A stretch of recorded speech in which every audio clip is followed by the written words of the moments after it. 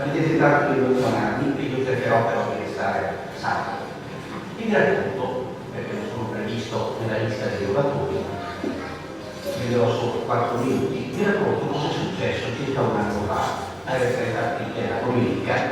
Non avevo tante cose da fare, il resto della famiglia era fuori per fare le attività sportive ed era troppo presto per cominciare a preparare il campo. E quindi ho scritto una mail. Caro Diego, cioè l'architetto Peruso che ha appena parlato, mio ex compagno di scuola, a proposito, anche parlo del paese Romino, fa parte della stessa classe.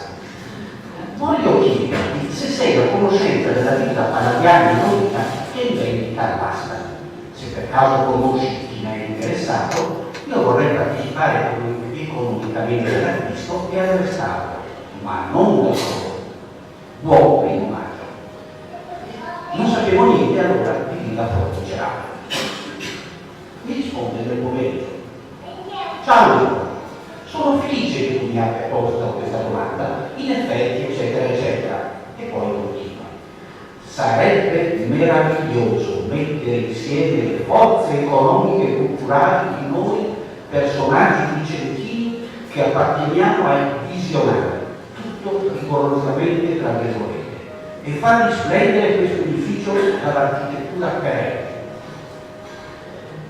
Continua indicando dettagliatamente i valori dell'asta, la verità dell'asta, come farebbe un grande esperto, e continua senza pause citando Lionello Puppi, che io non conoscevo, del resto avete appena sentito parlare per parecchi minuti, quindi non resterete sentiti. Virgolette, pur manovrando una disponibilità lessicale relativamente modesta, l'architetto mette in forma, su un'impalcatura tipologica del tema vita, già con chiarezza assestata, una organica e connessa idea di spazio. Chiunque si sarebbe motivato. Ma il giorno dopo era ancora festa il 1° maggio. Verso le 10 gli scrivo un po' brusco e sgrammaticato. Diego, sì, mi interessa capire se posso partecipare a questo progetto. I prossimi giorni sono relativamente libero, o meglio, preferisco questo genere di lavoro. Possiamo parlare di persona? Ci sono anche documenti scritti, ma un mese dopo, il 5 giugno, ho messo per iscritto ai miei familiari.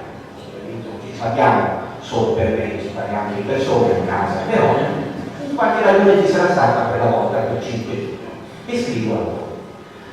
Ho lavorato in merito al palladio proprio oggi e iniziato a fare una l'idea è di fare l'operazione. E una cosa importante sarà trovare la storia di Villa Fornicerato e ho già delle piste per riscoprirne un interesse storico specifico. Il progetto è lanciato. La verità è che ho fatto una scelta non premeditata. Chiedo tutte le attenuanti possibili, non razionale, cioè emotiva e immotivata.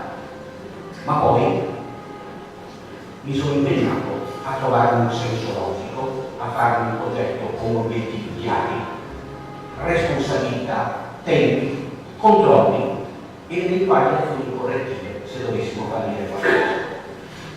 Mi sono detto che alla base c'è un bene definito proprietà di tutti, ma nella mia esperienza ho visto che spesso il concetto di tutti si confonde con quello di nessuno e quasi sempre questi tutti si vogliono per principio dividere tra favorevoli e contrari. A parte tutti i complimenti che ho ricevuto oggi, approfitto per dire che finora, e ne sono fiero, nessuno si è dichiarato contrario, nessuno si è messo contro o ha denigrato questo mio intendimento. Per questo dall'inizio ho cercato di capire, e anche fatto capire ad altri, che un bene così importante non può essere di uno o di pochi, deve essere di molti, di tantissime persone, il maggior numero possibile, senza cadere nell'anonimato di tutti. Per questo motivo Villa Fornicerato, da abitazione privata, che è stata in 450 anni per tuttora, diventerà appena possibile museo nella sua iscrizione al catasto e questo bene sarà gestito da una SRL, una società responsabilità società limitata, nella quale possano esserci molti soci, molti partecipanti. Perché questo molti siete voi che siete qui e altri che siete qui a noi. Tra questi molti, quelli che per me devo ringraziare, diciamo dalla mia famiglia, che per prima mi era credito, e oggi in particolare siamo comunità di bene, quindi mi hanno dato un credito economico certamente, ma anche morale, che è altrettanto e forse molto più importante.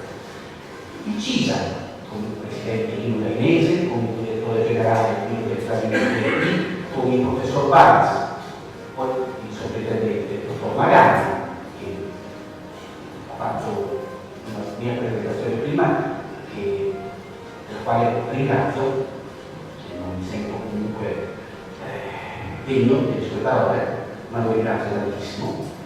Ringrazio i professori universitari di Padova e Venezia, tanti architetti che si sono interessati a noi, il sindaco del paese, l'assessore signora Peruzzo, senza dimenticare il signor Gattaro che ci ha aiutato l'altra volta con la sua esperienza.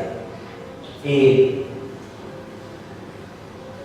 sono stati importanti, sono tutti importanti per quest'opera, la mia collega di lavoro, la dottoressa Nocentini, che è alla mia sinistra, che ha organizzato questo evento, ha organizzato il sito web che state guardando, la pagina ufficiale di Facebook, della Villa Fornicerato, un po' tutto. E ovviamente devo citare, giusto citare, Diego Peruzzo, che fin dall'inizio è stato al mio fianco. Un giorno ho detto, uno di noi due è molto pazzo, mentre l'altro è molto saggio. Ma chi dei due è il pazzo e chi è il saggio? Non sappiamo darci una risposta.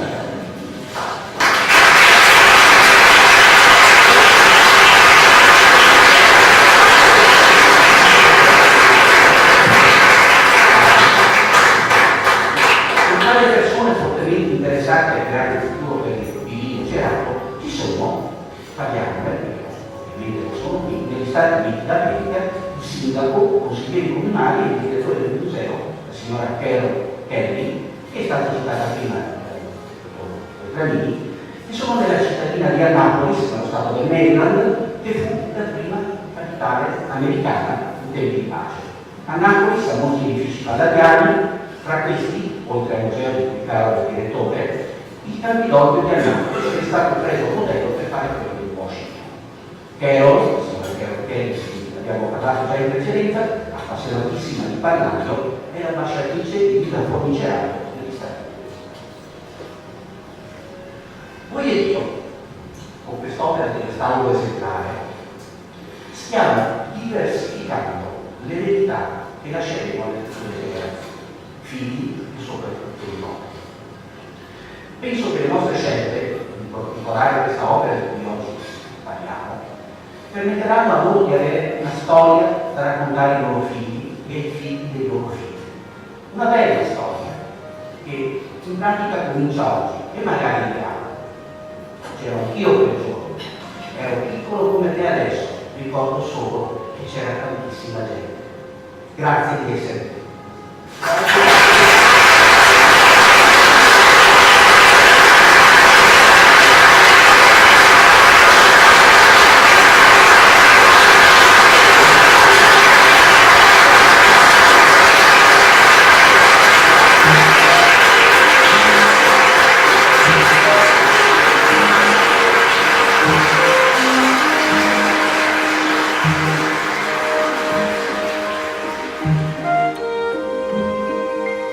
Thank you.